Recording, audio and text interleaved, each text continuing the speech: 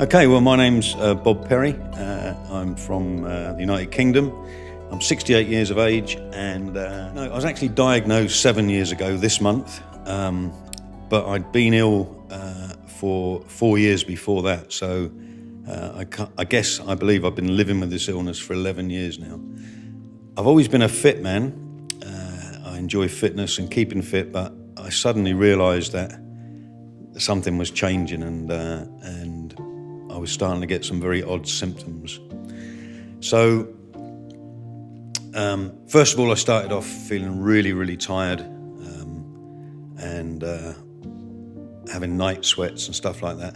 I kept going to my doctor, and initially was continually told that I was anemic, that I was getting old, and, suck it up and live with it, I guess. And then my shoulders and arms didn't work properly. I couldn't get dressed myself, I couldn't comb my hair, couldn't wash my hair. So I ended up getting referred to a neurologist, which was great. It was quickly diagnosed there was something called stiff man syndrome. It's now called stiff person syndrome. Nobody knows why you get it. And this just went on for 4 years. And then one day I went to my doctor, and my normal doctor wasn't there. There was a locum doctor in, a lady, and she looked at my records and said, "This is all very bizarre. I am now going to do some different blood tests to the normal ones." And that's really where my story started, I suppose. I was told pretty much straight away that I had a very serious blood disorder, and they wanted to establish what it was. Did the bone marrow biopsy, and then said, "You've got something called Waldenström's Macroglobulinemia." So that's how I got my diagnosis. A very bizarre sort of route to getting it, but 4 not very nice years. It was a big shock, and so then you start. You need some answers. Unfortunately, the answers weren't there because it's being such a rare condition. I asked that question that we all ask: how long have I got to live?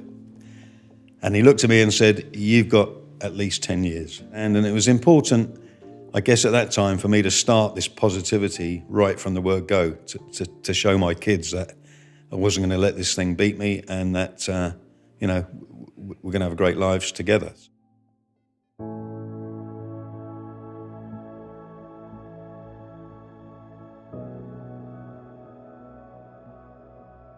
In my previous life, I was a soldier, I was in the special forces, I was a police officer.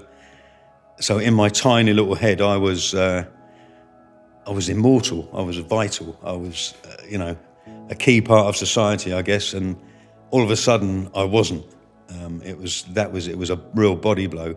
Maybe I was a bit of an ego thing, but once I realised that I was just a human being like everybody else, I know, and I know that anybody watching this that knows me will know this. I am a totally different man now to what I was 7 years ago. I've become so much more compassionate, understanding, caring of other people. I heard this from somebody else. I don't live with this disease, it lives with me.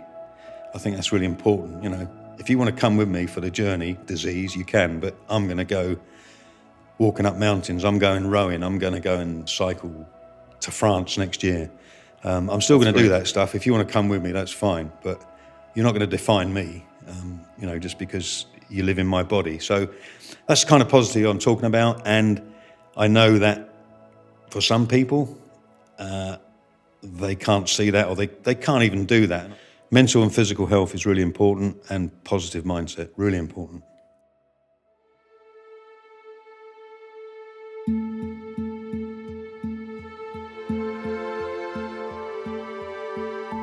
I was given a handful of steroids, 16 steroid tablets, and told to take those, and this was in preparation for my chemoimmunotherapy.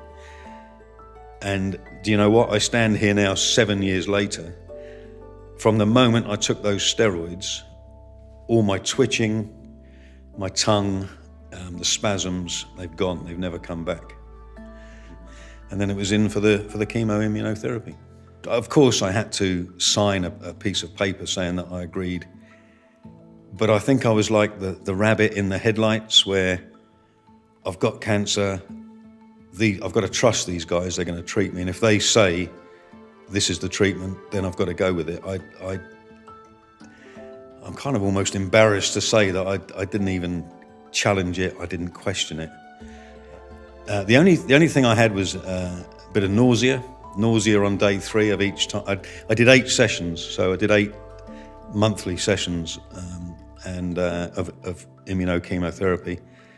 Nausea on day 3, tiredness and fatigue on day 3.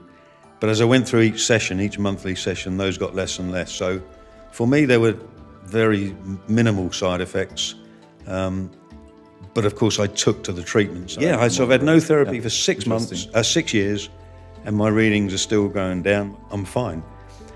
I fully understand that in all probability, they will stop going down or up, and they may reverse, and then it's time for the second line treatment discussion. But I'm prepared for that when it comes, and I know there are options. The future looks amazing for us, with some of the drugs and the treatment and the regimes that are coming along. It just looks amazing for us. So, to any patients that are watching this, have faith, because the future does look bright for us.